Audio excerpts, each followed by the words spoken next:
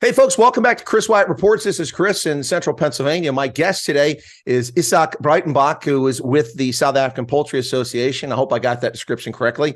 Izaak, hoe gaan dit? Dat gaat goed, dankie.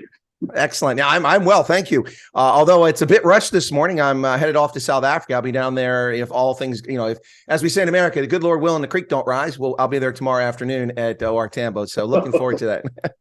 So I asked you to come on the program, but to talk about what's going on, specifically about load shedding. For a long time, I've been warning people this simply isn't an inconvenience. Oh, the power's out. No, it's a lot more dangerous than that because it affects hospitals with respirators, emergency equipment, people in the surgery doing operated on and power going out, generators not kicking on because they're worn out from overuse or there's no diesel. And then on top of that, all your electronics, your security gates, your gates to your house, your cameras, water pumps for sewage, all your electronics, the stress on the system by going up and down, surging back and forth, all shortens the lifespan of those things. And a lot of people have not paid much attention to the agriculture industry, but you've got irrigation pumps, you've got security fences, you've got electric fences, you've got, and let's get now to what you do in the poultry industry. In the poultry industry now, as a kid, we had chickens. We weren't a big scale producer, but we sold eggs, and we also sold fryers. And when we got chicks, the day-old chicks, we had to keep them under incubation lamps. Otherwise, they'd freeze to death. You had to keep them warm, and if you didn't, they died. And if you don't have a way to process the chicken, you get a backlog, and you just have to waste it. So the load shedding, I imagine, has had a similar impact on poultry producers. Finally, I see that the press, News 24 and others are starting to talk about stories about what's happening in the poultry industry. They mentioned briefly the dairy industry, but not much in poultry. So can you tell us a little bit about what's going on? I imagine it's a disastrous impact for your producers. Absolutely. If we look at the industry as a whole, the one thing that we do is we operate like all poultry industries 24 hours a day. On the farms, we seem to cope with load shedding. We do have generators on most of the farms, and therefore that's not a big issue. But when we get to the abattoirs, it's disastrous. Now, we've had phase 2 and to phase 4 load shedding. And then during December and January, as high as phase 6 load shedding. Now, at that point, we don't cope with the volume of birds coming through anymore. We might have load shedding for 6 hours on a Monday, Tuesday through to Friday. And by the weekend, we cannot catch up on the slaughters of all the birds that we fell behind. And that is really where it impacts. Now, there are two consequences of this. The first consequence is that we need to reduce our production, obviously, if we have load shedding. And we need to reduce our total production if we have load shedding like that. And the only way to do that is not to set eggs into the incubators. And up until now, we've already downset 13 million birds to catch up with the load shedding that we've had in December and January. I mean, that's absolutely insane what's happening here. So it's just going to waste. This is just chickens that aren't being processed for people to eat. They've been raised. The energy's been put into producing these chickens, raising them, feeding them. And now they're just being slaughtered and or just going to waste. Is this industry wide, or is it hitting one particular region more strongly, like say Gauteng or KZN? No, it's industry-wide, and it caused a shortage in the market during December, where we've had 70 KFC stores that ran out of chicken and actually had to close doors. So it's not a regional issue; it's a national issue. And the scary part about that is the fact that we actually have enough birds, but they stand on the farm and they're not in the retail outlets or in the quick service restaurant outlets, and that is the problem. Well, you mentioned it. I did see that in December, and that's what got my interest in talking to South African poultry folks, is that I saw the KFC had to shut down temporarily 70 stores, which I suppose in one respect for me covering politics made things a little less interesting December, because without any KFC or Chicken Licken, there probably won't be many political rallies happening. So that's that eased up my coverage in December a little bit, gave me a break there. But seriously, now the poultry industry in South Africa, let's just shift a little bit. We'll come back to load shedding. Famously, just a couple years ago, South Africa was imposing like 75% tariffs on U.S. poultry products. Now, the U.S. poultry is a huge industry. We're talking about thousands of producers, if not tens of thousands of producers. And it's just, it's kind of like the China of manufacturing when it comes to poultry. American producers can produce so much so efficiently and relatively inexpensive that when they export, it becomes a real challenge for domestic producers in other markets, particularly a smaller market like South Africa. What impact did that have? Because I remember the tariff war that was going on when I think it was Obama was still president just a few years ago. What impact did U.S. exports of poultry have on the South African marketplace? We have an anti-dumping duty against American chicken imports of R9.40 per kilo of chicken. Now, that's quite a hefty anti-dumping duty, which means that there is dumping taking place. Then what happened, I think in 2015, was the AGOA agreement, where it was agreed that the US can export duty-free, anti-dumping duty-free chicken to South Africa to the tune of 65,000 tons per annum. So the chicken that we currently receive varies between 65,000 tons, and the quota has increased to about 72,000 tons per annum. But we are globally competitive as an industry. We don't need protection. We can compete with normally priced US chicken, Brazilian chicken, European chicken. But when product come in at prices as low as South African rands, 12 rand a kilo for leg quarters, then simply nobody can compete with that. And we managed to prove dumping in that case. No, it was an interesting case. Now, is it also a case, did the U.S. exporters, did they send chicken parts that aren't particularly, consumed that much here in the States? I mean, were they sending chicken feet and gizzards and things like that? Or was it whole birds and breast and legs? Were they just competing across the board or a specific segment of the product? The product mix actually changed over time. In the past, we saw quite a lot of whole birds coming into the country from the US. That has scaled down quite a lot. So we don't see a lot of whole birds coming into the country, and predominantly leg quarters and portions. Not necessarily, well, leg quarters is one type of portion, but we will see drumstick wings and leg quarters as the main components that we will receive. And those are the components that is not as popular in the US market. Yeah, that's what I was getting at. When people were talking about this in the past, I explained that some of the products that people just don't particularly fancy here in the States are things that they like to ship overseas. But it's good to hear that your industry is competitive. I mean, it's comparatively speaking in size, you always wonder about scale and if an industry is able to do it. Now, with the South African poultry industry, is it mostly large producers, or do you have some smaller producers come in the market? Some agricultural fields have changed a bit. In the vineyard, in the wine industry, there have been some non-traditional winemakers that have come in. We also see in the tobacco industry a small number of small growers who are, for instance, Xhosa and Eastern Cape, who've entered into the tobacco market. Do you see something similar in poultry, or is it just the traditional folks that are doing poultry at this stage?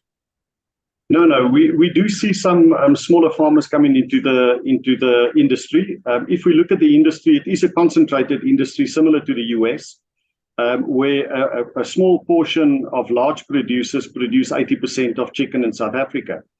And then we will have about 10 to 20% of the chicken produced, which we will call independents or small farmers, will contribute 20% of the total production of chicken. And there is a strong growth in the small farmers. But having said that, the South African poultry industry in 2019 agreed with government industry growth plan. And according to that, industry committed to certain amount of investment in turn for tariff protection. Because we worked out that in the previous 10 years, dumping caused us not to grow as an industry, and that has happened. So the I want to call it the formal industry has actually grown by about 10% in the last 3 years. So that is positive.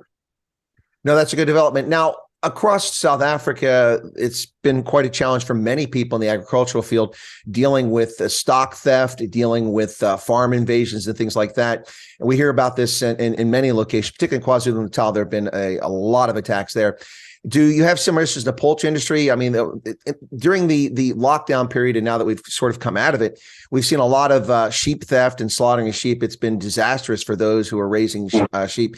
Has anything similar been happening in the poultry industry? Are you facing these challenges as well? We do. Crime in South Africa is an issue. And specifically in 2021, we had the rioting in KwaZulu-Natal.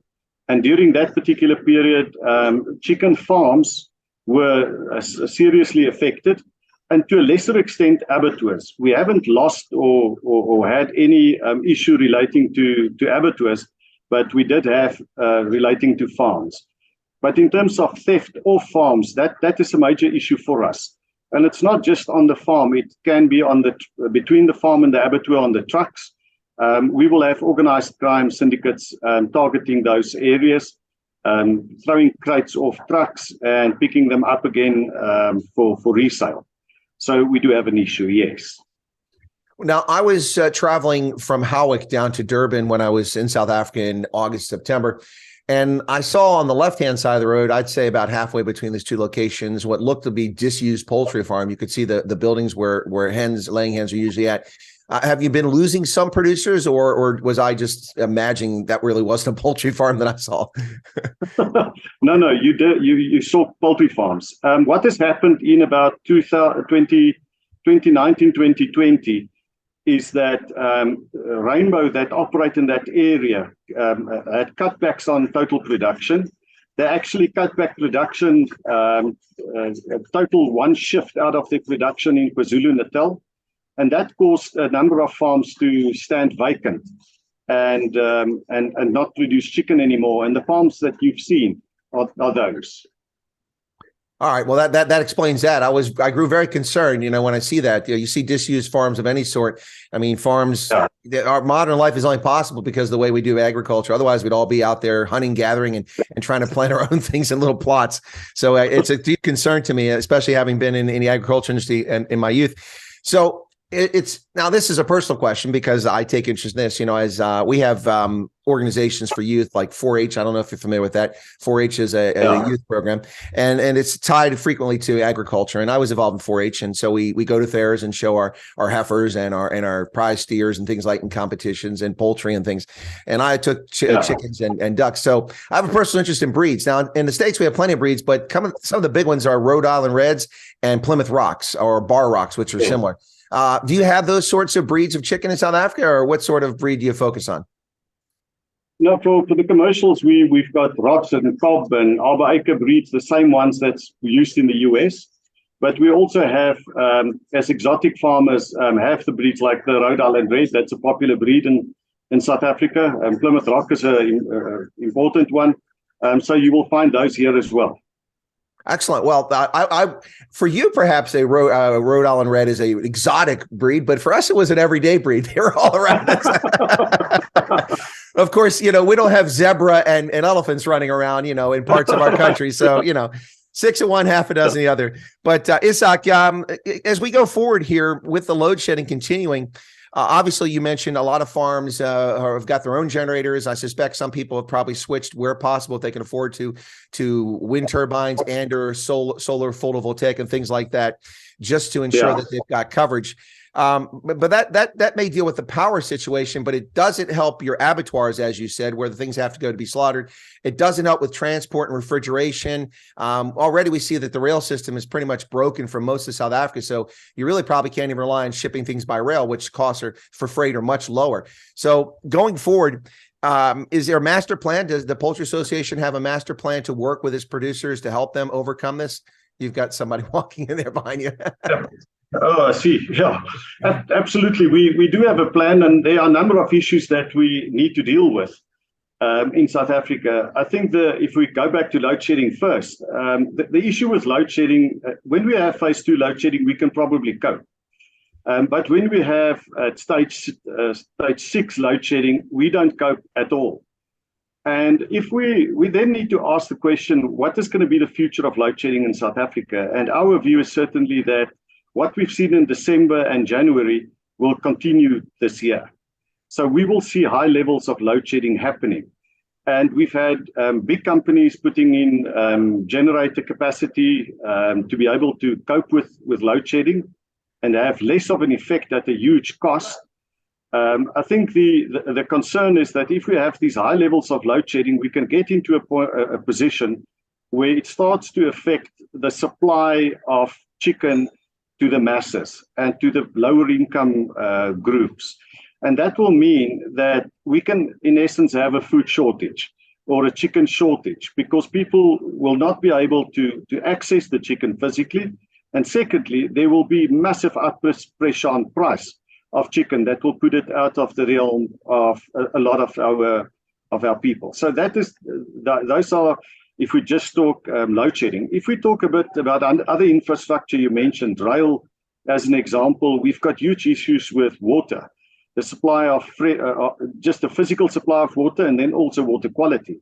And more private companies are having to invest in securing their own water, getting involved with transport of chickens, more so. And although we would like to be more reliant on government, they're simply not delivering.